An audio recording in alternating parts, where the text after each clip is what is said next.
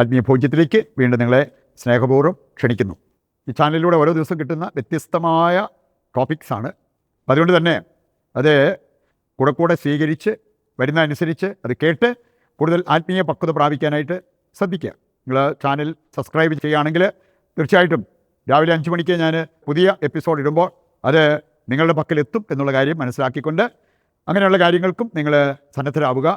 അതുപോലെ തന്നെ നല്ല മെസ്സേജൊക്കെ മറ്റുള്ളവരുമായിട്ട് നിങ്ങൾക്ക് അറിയാവുന്ന വ്യക്തികളുമായിട്ട് ഷെയർ ചെയ്താൽ കൂടുതൽ ആൾക്കാർ ഇതിൻ്റെ ഫലമെടുക്കും എന്നുള്ള ആ ഒരു കാര്യം മനസ്സിലാക്കിയിരിക്കുക.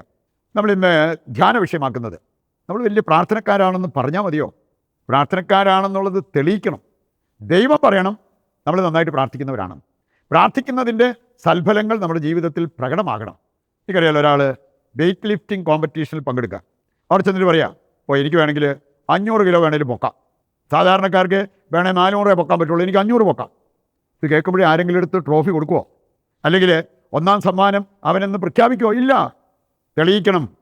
മറ്റുള്ളവരെക്കാൾ ഒരല്പം കൂടി വെയിറ്റ് പൊക്കാൻ ഇവന് പറ്റും എന്നുള്ളത് തെളിയിച്ചു കഴിഞ്ഞാൽ ട്രോഫി കിട്ടും. അത് ലോങ് ജമ്പ് ആണെങ്കിലും ഹൈ ജമ്പ് ആണെങ്കിലും എന്ത് കാര്യമാണെന്ന് പറഞ്ഞാലും അത് തെളിയിക്കണം. എന്ന് പറഞ്ഞ പോലെ നമ്മൾ പ്രാർത്ഥനക്കാരാണെന്ന് പറഞ്ഞാൽ പോരാ, പ്രാർത്ഥനക്കാരാണെന്ന് വിചാരിച്ചാൽ പോരാ, അത് തെളിയിക്കണം. ഇത് ഏതാനും വചനഭാഗങ്ങളിലൂടെ നമുക്ക് മനസ്സിലാക്കാൻ പറ്റുന്ന ഒരു കാര്യമാണ്. ചില പ്രധാനപ്പെട്ട വചനങ്ങൾ നമുക്കെടുക്കാം.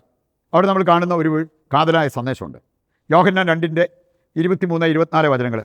കർത്താവ് പ്രവർത്തിച്ച അടയാളങ്ങൾ കണ്ടതിൻ്റെ പേരിൽ അവനിൽ വിശ്വസിച്ച ഒരു കൂട്ടം ആൾക്കാരെക്കുറിച്ച് അവിടെ പറഞ്ഞിട്ടുണ്ട്. യേശു അവരിൽ വിശ്വസിച്ചോ? ഇല്ല. അടയാളങ്ങൾ കണ്ടതിൻ്റെ പേരിൽ വിശ്വസിച്ചവരെ യേശു വിശ്വസിച്ചില്ല എന്നുള്ളത് ഈ വചനഭാഗത്ത് നമുക്ക് കാണാൻ പറ്റും.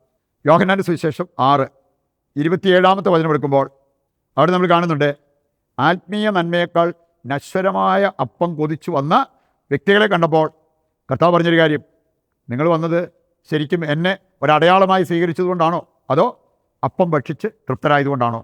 അവരുടെ മനസാക്ഷിയെ കുത്തിക്കൊണ്ട് കർത്താവ് ഒരു ചോദ്യം ചോദിക്കുന്നത് അവിടെ കാണാൻ പറ്റും. എന്നിട്ട് കർത്താവ് പറയാണ്, നശ്വരമായ അപ്പത്തിനു വേണ്ടി അധ്വാനിക്കാതെ മനുഷ്യപുത്രൻ തരുന്ന അനശ്വരമായ അപ്പത്തിനു വേണ്ടി അധ്വാനിക്കുക. ഈ താൽക്കാലികമായിട്ടുള്ള കുറച്ച് നേട്ടങ്ങളും സുഖങ്ങളും അതിനേക്കാൾ നമുക്ക് പ്രധാനപ്പെട്ടത് ആത്മീയ ആനന്ദം, സ്വർഗ സൗഭാഗ്യം, അങ്ങനെയുള്ള കാര്യങ്ങളിൽ നിന്നും നമ്മുടെ ശ്രദ്ധ ഒരിക്കലും മാറ്റരുത്. ലൂക്കാ 18:22 വായിക്കുമ്പോൾ അവിടെ നമ്മൾ കാണുന്നുണ്ട്, വളരെ സ്മാർട്ടായിട്ട് സംസാരിച്ച ഒരു ചെറുപ്പക്കാരൻ, പക്ഷേ കാതലായ ഒരു കാര്യം, വളരെ മർമ്മപ്രധാനമായ ഒരു കാര്യം അവനോട് പറഞ്ഞപ്പോൾ അവനത് ചെയ്യാൻ പറ്റിയില്ല. നിനക്കുള്ളതെല്ലാം വിറ്റ് ദരിദ്രർക്ക് കൊടുത്തിട്ട് എന്നെ അനുഗമിച്ചാൽ സ്വർഗത്തിൽ നിനക്ക് വലിയ നിക്ഷേപം ഉണ്ടാവും.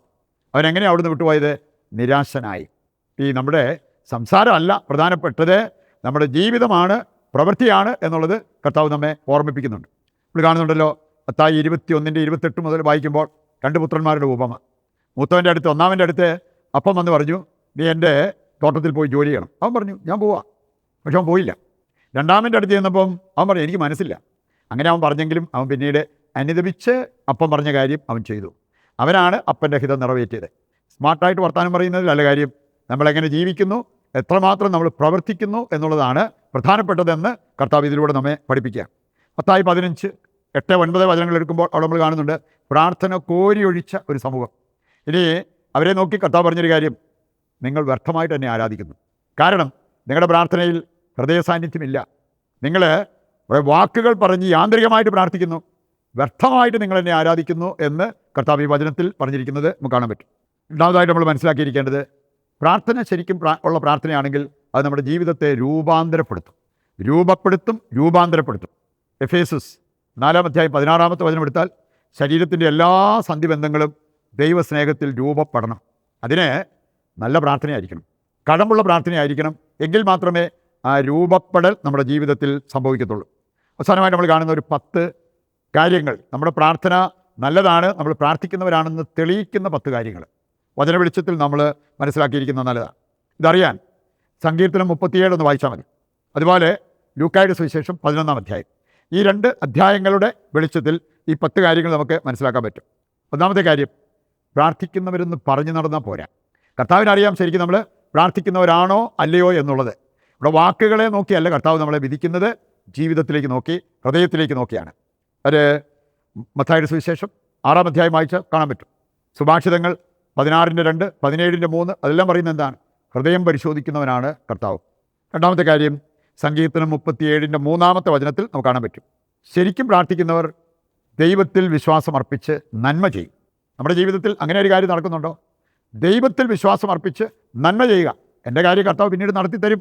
അങ്ങനെ ചിന്തിച്ച് നമ്മുടെ പ്രാർത്ഥനയിൽ മുമ്പോട്ട് പോകാൻ പറ്റണം. മൂന്നാമത്തെ കാര്യമാണ് നിഷ്കാമകർമ്മം. പ്രതിഫലേച്ഛയോടുകൂടിയല്ല നമ്മൾ പ്രാർത്ഥിക്കേണ്ടത്, പ്രവർത്തിക്കേണ്ടത്. നിഷ്കാമകർമ്മം.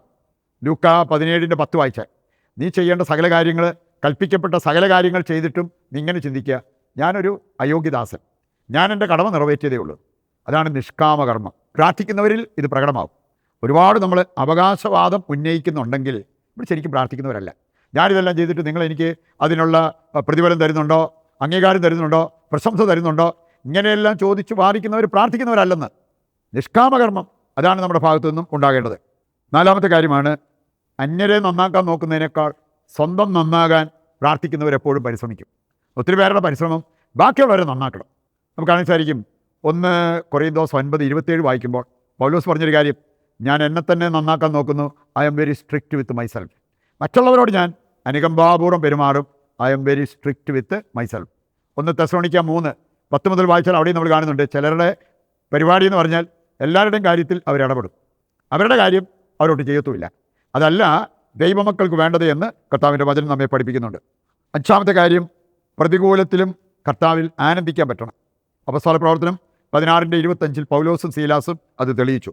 6ാമത്തെ കാര്യം ഇതാണ്. 6ാമത്തെ കാര്യം, ജീവിതം കർത്താവിനെ ഭരമേൽപ്പിക്കും. 37ാമത്തെ സങ്കീർത്തനം 5ാമത്തെ വചനത്തിൽ നമ്മൾ കാണുന്നതാണ്.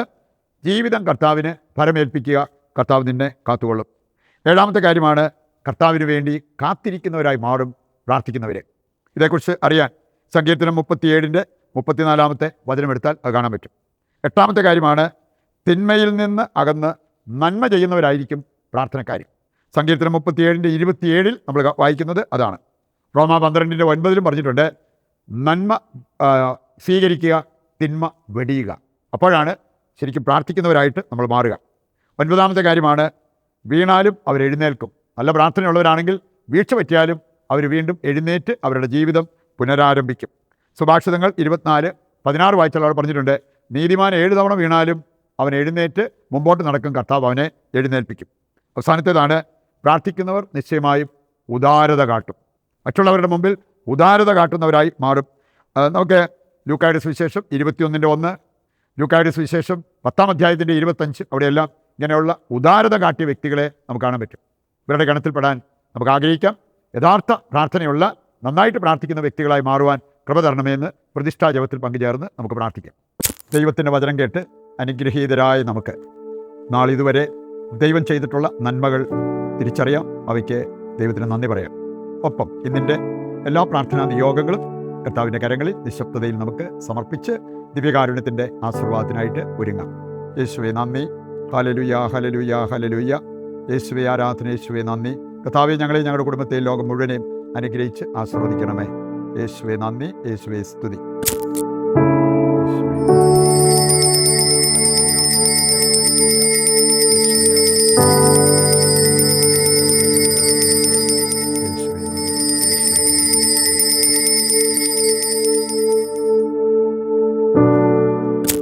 നാളെ മറ്റൊരു എപ്പിസോഡുമായി വീണ്ടും നമുക്ക് ഒന്നിക്കാം.